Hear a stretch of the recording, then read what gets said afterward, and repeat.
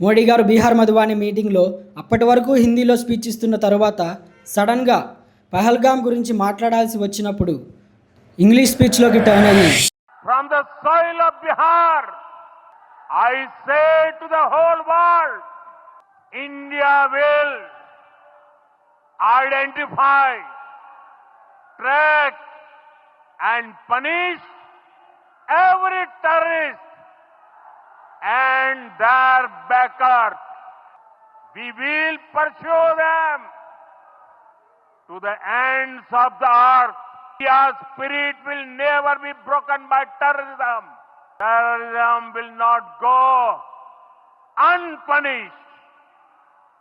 Every effort will be made to ensure that justice is done. Bihar గడ్డపైన నిలబడి ఈ ప్రపంచం మొత్తానికి ఒకటే చెప్తున్నా, ఎవరైతే ఈ దారుణమైన ఘట్టానికి కారణమైన ప్రతి ఒక్క ఉగ్రవాదిని వదిలే ప్రసక్తే లేదు. ప్రతి ఒక్కడిని ట్రాక్ చేస్తాం, ఐడెంటిఫై చేస్తాం, ఏ మూలన దాక్కున్నా వాళ్ళని బయటికి లాగుతాం. We will pursue them to the earns of the earth. ఈ భూమి మీద ఏ మూలన దాక్కున్నా వాళ్ళని పట్టుకొని ఈడ్చి బయటికి లాగుతాం. మీ ఉగ్రవాదం వలన మా సంకల్పం ఇండియా స్పిరిట్ని బ్రేక్ చేయలేరు. ఇది ఎందుకంత ఇంపార్టెంట్ అంటే, పహల్గామ్లో జరిగిన దాడి తర్వాత మోడీ గారు ఒక first meeting, first speech and జనాలతో ఇంటరాక్షన్. అక్కడికి వచ్చిన జనాల సంగతి పక్కన పెడితే మోడీ గారు డైరెక్ట్గా ప్రపంచంలో ఉన్న లీడర్స్కి అలాగే యునైటెడ్ నేషన్ ఆర్గనైజేషన్తో మాట్లాడుతున్నారు. డిప్లొమాటిక్గా, మిలిటరీ పరంగా, గ్లోబల్ ఐసోలేషన్ పరంగా, అలాగే ఎకనామీ పరంగా ఇంకా యుద్ధానికి మేము సిద్ధం, తేల్చుకోవడానికి వెళ్తున్నాం అని బహిరంగంగా మోడీ గారు తేల్చి చెప్పేశారు. జరిగిన సంఘటన మనల్ని ఎంతో బాధకి గురిచేసింది. ఆల్రెడీ ఇండియన్ గవర్నమెంట్ యుద్ధం మొదలుపెట్టేసింది.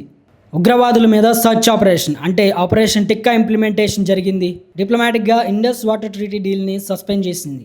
అంటే ఈ ఇండస్ వాటర్ ట్రీటీ వలన 65% ఆఫ్ వాటర్ పాకిస్తాన్కి అంటే 190,000 క్యూసెక్స్ ఆఫ్ షేర్ వాటర్ని ఇండియా నిలిపివేసింది. ఈ డీల్ని 1960స్లో జవహర్లాల్ నెహ్రూ సైన్ చేశారు.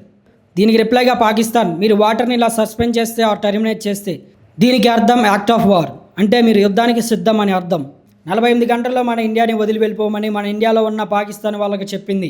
ఎవరైతే SAARC వీసా స్కీమ్ నుంచి వచ్చిన వాళ్ళు, any Pakistani national currently in India under SPES visa has 48 hours to leave India.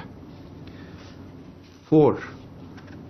The defense, military, naval and air advisors in the Pakistani High Commission in New Delhi are declared persona non grata. They have a week to leave India.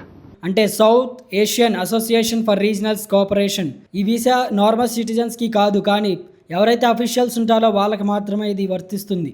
ఎవరైతే ఈ స్కెచెస్లో కనపడుతున్న ఉగ్రవాదులు వీళ్ళే దాడి చేసింది.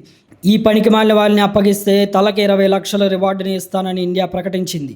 Defence minister Rajnath Singh గారు ఇలా మాట్లాడారు. जिन्होंने इस घटना को अंजाम दिया है, हम उन तक भी पहुंचेंगे जिन्होंने पर्दे के पीछे बैठकर हिंदुस्तान की सरजमी पर ऐसी नापाक हरकतों की साजिशें रची हैं. ఈ దాడి చేసిన వాళ్ళే కాదు, చేయించిన వాళ్ళని మెడ పట్టుకొని బయటికి లాగుతాం.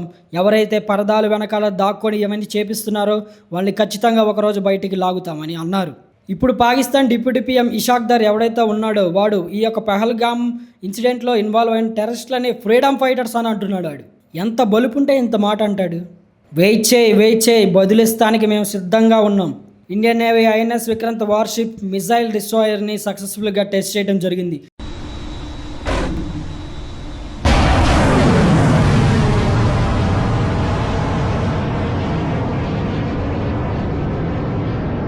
ప్రస్తుతం ఈ యొక్క INS విక్రాంత్ వార్షిప్ పాకిస్తాన్కి సరిహద్దుల్లో దగ్గరలో ఉంది. నొక్కితే కొడుకులకి అంతమే.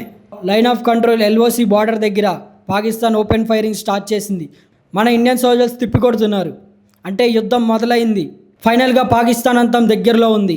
మా ల్యాండ్లోకి వచ్చి మా ఇండియన్స్ని చంపుతారా? చెప్పా కదా, ఈసారి కొడితే తరతరాలు పడుతుంది వాళ్ళు కోలుకోవాలంటే. వాళ్ళ గొంతు కోసేంత వరకు ప్రతి భారతీయుడు నిద్రపోయేదే లేదు.